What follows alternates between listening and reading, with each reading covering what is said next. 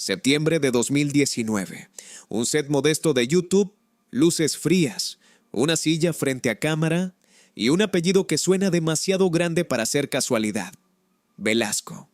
En esa grabación, según reportó Telemundo a partir de una entrevista difundida por el canal Chisme No Like, una mujer llamada Mirna Velasco dice que su vida es la prueba viviente de un pacto no escrito entre fama y silencio.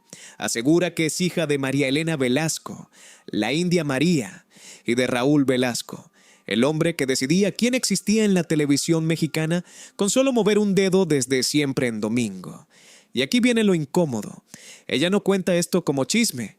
Lo cuenta como origen, como herida y como expediente.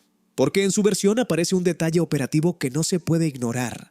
Menciona que supo la verdad en el contexto de un caso que llegó a corte, después de un abuso contra su hermana, y que ahí, según su testimonio, la mujer que la crió le confesó que no era su madre biológica. No hay confirmación oficial pública de esa filiación. No existen pruebas públicas concluyentes de ADN. Pero el simple hecho de que la historia haya sido amplificada por medios y que el tema siga vivo años después te dice algo. Esto no es chisme, es poder. Y ahora mete esto en tu cabeza, porque regresa más adelante. En televisión, el romance puede ser rutina frente a cámaras, pero el rumor nace justo cuando la rutina se siente demasiado real. La India María coqueteaba en sketch con su güerito, así le decía el conductor en el programa. En la superficie era comedia. Abajo, según versiones que han circulado por años, pudo ser algo más. Lo brutal es la contradicción. Cuando una historia no se confirma, tampoco se mata. Queda flotando. Y a veces el silencio funciona como gasolina.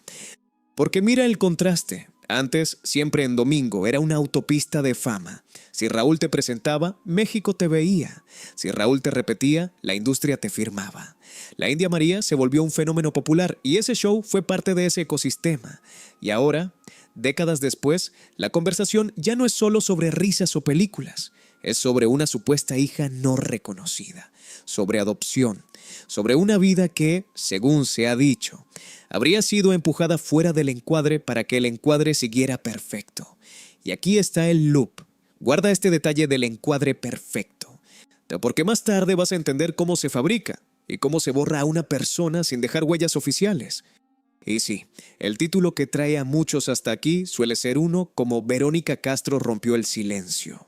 Porque Verónica fue otro símbolo de ese sistema y Raúl también tocó su carrera. Pero hoy no vamos a venderte humo. No vamos a inventar confesiones que no estén sustentadas públicamente. Lo que sí vamos a hacer es algo mejor. Abrir el expediente narrativo de cómo una historia así se instala, quién tenía el poder para apagarla y por qué a veces la verdad y la fama no viajan en el mismo vehículo. Si te quedas, hoy vas a descubrir 4 cosas. ¿Cómo nace el rumor con un detalle operativo real? ¿Cómo se construye un muro de silencio sin que parezca un muro?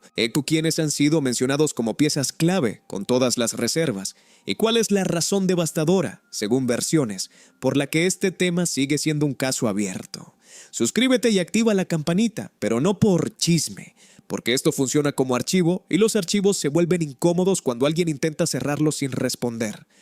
Si todo era solo comedia, ¿por qué el rumor persiste por años? ¿Por qué una mujer se atrevería a usar el apellido Velasco en público si no tuviera una historia que la sostiene? ¿Qué significa no quiero dinero cuando lo que está en juego es identidad? ¿Por qué, según ella, la verdad aparece en una corte y no en una sala familiar? ¿Qué tan fácil era en esa época entregar a un bebé a alguien cercano sin que quedara un rastro mediático? ¿O qué tanto control tenía un conductor sobre la narrativa de artistas que dependían de su pantalla? Y si el silencio de las familias no fuera prueba de nada, pero tampoco casualidad, ¿quién gana cuando nadie confirma y nadie desmiente? ¿Y por qué? Cuando alguien pide una prueba de ADN, el tema se vuelve todavía más tóxico. Primera revelación, capa 1, el encuentro con el poder. Esto es verificable como contexto, aunque no como romance. Siempre en Domingo existía como un centro de gravedad de la industria. Artistas, managers, contratos, imagen. En ese ambiente, la India María aparecía con rutinas donde el coqueteo era parte del show, y eso alimentó versiones. Algunos reportes afirman que se conocieron en los años 70 y que el rumor creció con el tiempo. Pero lo importante no es si hubo o no hubo romance. Eso no se puede comprobar públicamente, sino la mecánica. Cuando una figura popular se vuelve cercana al conductor más poderoso, el público interpreta, los pasillos comentan y la industria decide qué se permite que exista y qué se queda en susurro. Y aquí aparece el primer detalle que no cuadra. Si esto fuera un rumor cualquiera, habría muerto con ellos. Pero el rumor se reactivó. Según reportes, cuando Mirna Velasco empezó a dar entrevistas hablando de adopción, de una revelación en adolescencia y de una disposición a hacerse ADN. En 2019, Telemundo recoge que esa información venía de la entrevista difundida por Chisme No Like y menciona específicamente el relato de la corte y el contexto familiar que detonó la confesión de quien la crió. Eso no prueba biología, pero sí prueba algo narrativamente devastador. Que hay una persona poniendo su vida completa sobre la mesa con piezas concretas y diciendo, esto no es una teoría, esto soy yo. Segunda revelación, capa 1. El testimonio público como arma de doble filo. Mirna dice, según el reporte, que guardó silencio por años y que habló después de la muerte de uno de sus hijos, que le pedía hacerlo público. Ese dato es de esos que atraviesan la piel porque no suena a estrategia, suena a duelo. Y luego está el otro filo. Cuando un testimonio nace en YouTube, la industria lo mira por encima del hombro, pero el público lo multiplica. En ese choque, la historia puede deformarse, explotarse, exagerarse. Por eso aquí vamos con colchón legal. No hay confirmación oficial de ADN. No hay reconocimiento legal público, pero hay una narrativa sostenida por años y replicada por medios. Y en el mundo del espectáculo, a veces eso es suficiente para que el expediente nunca se cierre. Tercera revelación, capa 1. La figura clave que se nombra y luego se borra. En reportes recientes se menciona que la familia de Raúl Velasco habría dicho que lo que existía entre él y la actriz era amistad. Y se cita que su esposa Dorle Klokov habló en ese sentido. También se reporta que Karina Velasco, hija del conductor, al ser preguntada, habría preferido no involucrarse y dijo no saber del tema o no interesarle.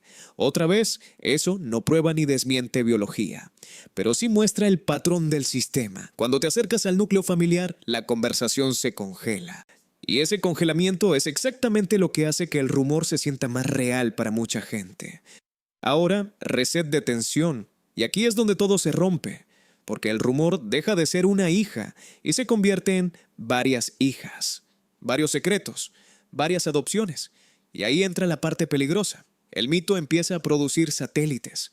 Por ejemplo, en 2022 circuló con fuerza la versión de que Denise Guerrero, de Belanova, podría estar involucrada como otra hija.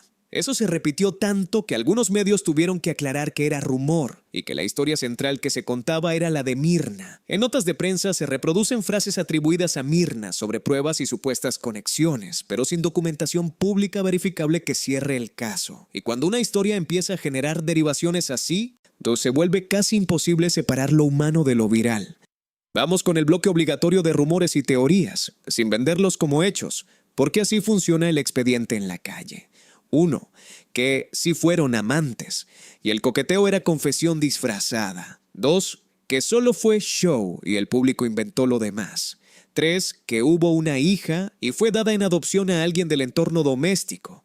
4. Que hubo más de una hija para evitar escándalos. 5. Que la familia ya lo sabía, pero decidió callar.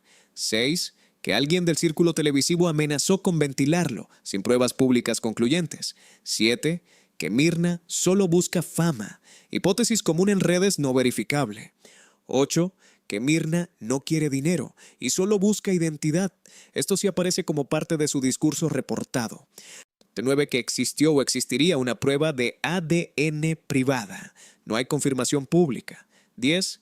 Que todo se apagó por contratos y control reputacional. Una lectura del sistema, no un hecho documental del caso. 11. Que la muerte de ambos dejó el tema intocable. 12. Que el mito crece porque a nadie le conviene cerrarlo. Y remate. Y el silencio es lo que más alimenta todo. Regresemos al origen humano, porque si lo cuentas como biografía lenta se pierde el pulso. Pero si lo cuentas como herida, todo encaja. María Elena Velasco, la India María, construyó un personaje que hacía reír desde la marginalidad. La mujer fuera de lugar, que entra a lugares donde no la quieren. Ese personaje funcionaba porque se sentía real, porque olía a calle, a vergüenza ajena, a resistencia. Y aquí viene el primer puente. Cuando una figura pública vive de que el público la sienta verdadera, su vida privada se vuelve un campo minado. La industria ama la autenticidad, mientras sea controlable. Y cuando no lo es, la empuja al cuarto de atrás. Todavía no llegamos a lo peor, pero ya puedes ver la forma del monstruo. Un sistema que te pone en pantalla y te exige que lo que no sirve para la pantalla se vuelva silencio. El ascenso de la India María fue el tipo de éxito que no necesitaba permiso intelectual. Era popular, directo, masivo. En paralelo, Raúl Velasco se convirtió en un guardián del acceso, siempre en domingo. Operó durante décadas como un megáfono gigantesco, y ese contexto es verificable. Y el punto no es romantizarlo, es entender la mecánica. Si un conductor concentra promoción, serie, invitaciones, narrativa y legitimidad, también concentra miedo. Porque no hacía falta que te amenazaran para que entendieras la regla. Si te portas mal, desapareces. Y cuando alguien desaparece mediáticamente, no siempre es por falta de talento. A veces es por falta de permiso. Segundo detalle que no cuadra. Si el rumor fuera totalmente falso, ¿por qué no existe un desmentido contundente y sostenido con algo verificable? Y si fuera totalmente cierto, ¿por qué tampoco existe una confirmación verificable? Ahí es donde entra el antagonista abstracto. El sistema reputacional. El sistema no necesita decirte cállate, solo necesita hacerte sentir que hablar te va a costar todo. Y cuando el tema toca adopción, familia, supuesta infidelidad, poder, televisión, el costo sube. De hecho, desde en reportes se menciona que Mirna ha dicho estar dispuesta a ADN y que del otro lado se negarían según su versión. Eso puede ser percepción, puede ser estrategia, puede ser dolor. Lo único sólido es que públicamente no hay una prueba concluyente compartida. Y esa ausencia es el corazón del expediente. Ahora el incidente central, el clímax narrativo, no es una boda secreta, no es un audio filtrado milagroso, no es un documento que aparece de la nada. Es algo más frío, una entrevista, un testimonio grabado. Y el hecho de que un medio como Telemundo en septiembre de 2019 lo recoja y lo enmarque como según reportes y una mujer asegura, importa por una razón. Se convierte en pieza de archivo. En ese reporte se incluye el detalle de la corte y del padrastro condenado a prisión por abuso. Era como parte del contexto del relato de Mirna. Eso es durísimo, porque ya no estamos hablando de farándula, estamos hablando de trauma y de origen. Y cuando un trauma entra al expediente, la historia deja de ser «será» y pasa a ser «¿qué se hizo con esta persona?». Tercera revelación, capa 2, el papel de la muerte y el tiempo. Mirna dice, según se reportó, que habló después de perder a un hijo. Y además, ambos presuntos padres ya habían fallecido cuando el tema explotó con más fuerza. Eso cambia todo, porque sin los protagonistas vivos, la verdad queda secuestrada por terceros. Familias, reputaciones, abogados, memoria pública. Y aquí va una ley universal del espectáculo. Cuando la única prueba posible es biológica y la biología depende de vivos que acepten, el caso puede quedarse eternamente en versión. Y entonces la industria respira. No se puede comprobar públicamente el fin, pero la persona que lo vive no respira, porque su identidad no se archiva. Y aquí metemos otro reset de tensión, y entonces todo cambia. Porque el público empieza en vuelta a mirar hacia atrás y reinterpretar las escenas viejas. El coqueteo en Siempre en Domingo deja de ser chiste. La cercanía deja de ser compañerismo. La risa se vuelve máscara. ¿Es justo? No siempre. ¿Es inevitable? Casi. Porque cuando un rumor se pega a una figura, cada gesto histórico se reescribe como pista. Y eso puede ser profundamente injusto para los muertos y profundamente necesario para los vivos que buscan su verdad. Cuarta revelación, capa 1. La razón devastadora del silencio según versiones. No es solo evitar escándalo. Es el tipo de escándalo que amenaza la maquinaria entera. El conductor más poderoso vinculado a una comediante querida, una hija fuera de matrimonio, una adopción informal, una vida entera creciendo fuera del relato oficial. En esa época, el sistema de TV era más vertical, más cerrado, más de pocos. Y en un sistema así, el rumor no se apaga con verdad, se apaga con control. Pero el control tiene fecha de caducidad. Cuando la historia pasa a Internet, ya no hay una sola pantalla que apagar. Ahora hay miles. Y por eso ves estos títulos sensacionalistas. Rompió el silencio alrededor de todo, porque el algoritmo premia el misterio. El expediente se convierte en contenido. Y esa es otra forma de poder. Volvamos a Verónica Castro solo un segundo. porque tu título la invoca, pero con precisión sin inventar. De Raúl Velasco no fue ajeno a su trayectoria. Hay archivos y notas que hablan de su presencia en su programa y de cómo el show impulsaba carreras. Incluso circulan piezas de archivo donde aparece entrevistada en Siempre en Domingo. Eso no significa que Verónica sepa este caso ni que rompiera el silencio sobre esto. Lo que sí significa es que Verónica simboliza la era donde una sola cabina de control podía elevarte o borrarte. Y cuando la gente pone su nombre en el título, muchas veces está vendiendo esa sensación de insider, aunque no exista la confesión concreta. Nosotros no vamos a hacer eso. Vamos a usarla como espejo, para entender el sistema que hacía posibles silencios así. Ahora, mecánica de retención obligatoria. Detalle que no cuadra, más pregunta incómoda, más micropromesa. Detalle. En reportes se repite que la esposa de Raúl habría insistido en que solo había amistad y que los hijos recuerdan convivencia familiar. Pregunta. ¿Cómo conviven amistad, familiar y un rumor de hija supuesta por décadas? ¿Es posible que la cercanía pública alimentara una fantasía colectiva o que la fantasía colectiva se construyera para tapar una verdad? Micropromesa. En un momento vas a ver por qué, en estos casos, la ausencia de respuesta funciona como estrategia aunque nadie la firme. Cuando un medio pregunta y alguien responde no sé o no me interesa, el público escucha otra cosa, no puedo hablar. Y esa interpretación no es prueba, pero sí es termómetro. Y es aquí donde el expediente se vuelve íntimo. Imagina crecer con la sensación de que tu cara no encaja con tu familia, preguntarte por qué, y que la verdad te caiga como un ladrillo en adolescencia, en el peor contexto posible. Eso aparece en el relato difundido y recogido por Telemundo como parte de la historia de Mirna. Nadie debería enterarse así de su origen.